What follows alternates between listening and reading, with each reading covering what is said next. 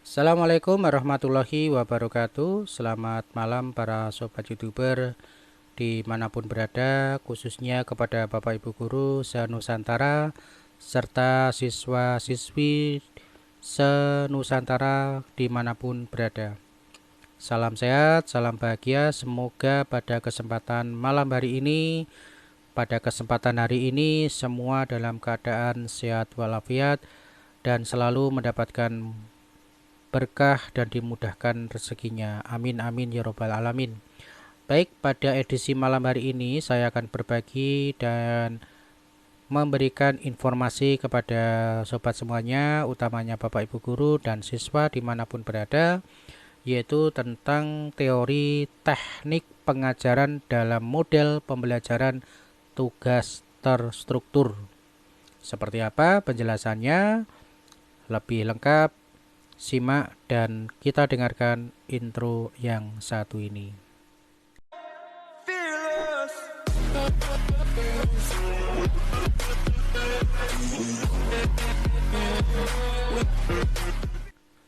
Baik Bapak Ibu dimanapun berada dan siswa seluruhnya, kita akan membahas tentang teknik pengajaran dalam model pembelajaran tugas terstruktur.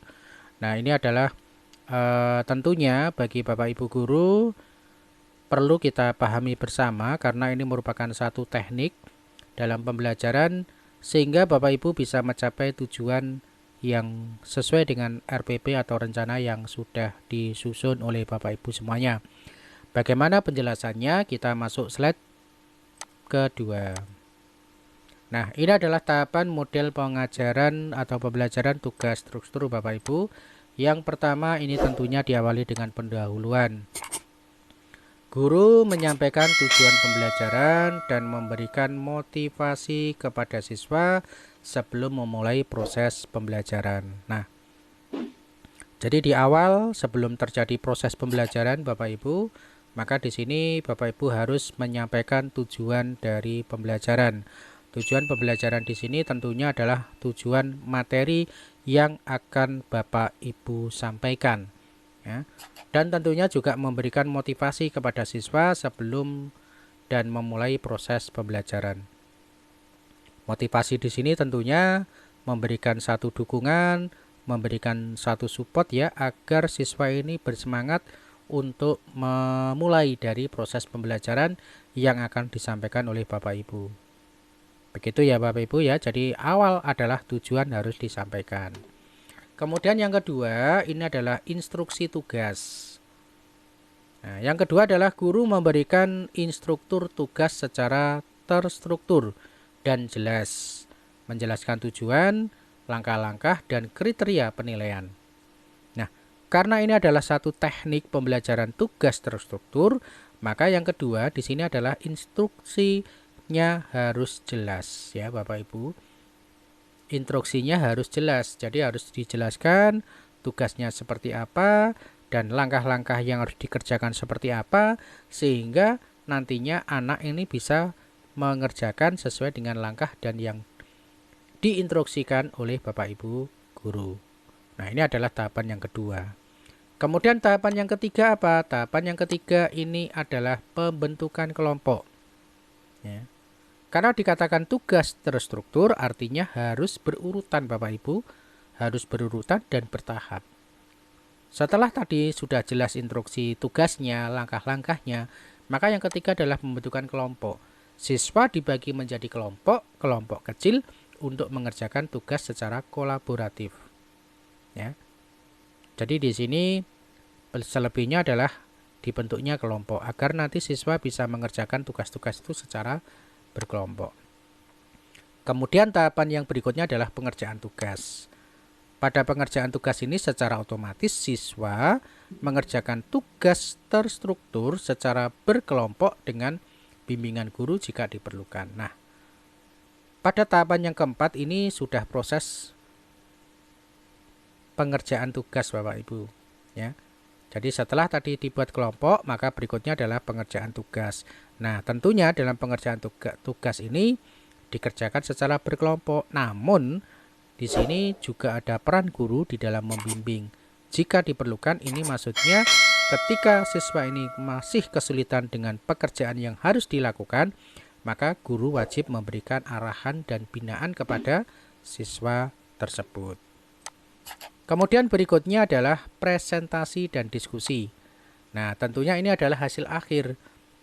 Setelah proses pengerjaan selesai, maka nantinya setiap kelompok itu mempresentasikan hasil tugas mereka, diikuti dengan diskusi dan umpan balik dan guru dan kelompok yang lain. Nah, ini adalah hasil apresiasi mereka di dalam mengerjakan tugas, sehingga apa? Nanti bisa kita lanjut pada evaluasi ataupun penilaian Bapak Ibu. Nah, ini adalah tahapan-tahapan dalam pembelajaran tugas terstruktur. Oke, kita lanjut pada slide berikutnya. Nah, nanti di akhir seperti yang saya katakan tadi adalah evaluasi dan refleksi. Jadi guru melakukan evaluasi terhadap hasil tugas dan proses pembelajaran serta meminta siswa untuk mereka merefleksi pembelajaran yang telah dilakukan. Nah, ini adalah proses tahapannya tugas terstruktur. Berikutnya adalah pengertian tugas terstruktur. Nah, sekarang apa sih pengertian tugas terstruktur? Tugas terstruktur atau struktur assignment adalah metode pengajaran yang melibatkan pemberian tugas atau instruksi yang jelas dan instruksi kepada peserta didik untuk memfasilitasi proses belajar. Maka melalui pendekatan ini, peserta didik diarahkan untuk menyelesaikan tugas atau aktivitas dengan langkah-langkah yang terperinci dan terstruktur dengan baik. Nah, ini adalah pengertiannya Bapak Ibu. Ya, jadi metode pengajaran yang melibatkan pemberian tugas. Yang mana tadi pemberian tugas ini harus terstruktur. Artinya terstruktur ini harus ada tahapan dari awal sampai dengan tahapan evaluasi seperti yang saya sampaikan di awal tadi Bapak Ibu. Nah, ini yang dimaksud dari tugas terstruktur. Nah, kemudian berikutnya, keunggulan dari model pembelajaran ini apa? Nah, satu adalah meningkatkan pemahaman konsep. Tugas terstruktur membantu siswa memahamkan konsep dengan lebih baik melalui aktivitas pembelajaran yang terstruktur dengan baik. Jadi, memahamkan konsep Bapak Ibu. Nah, ini ada tujuan Bapak Ibu, keunggulan yang diperoleh dengan menggunakan model pembelajaran ini Bapak Ibu. Kemudian yang kedua, mengembangkan keterampilan berpikir kritis. Tugas yang dirancang dengan cermat dapat mendorong siswa untuk menganalisis, mengevaluasi, dan membuat kesimpulan.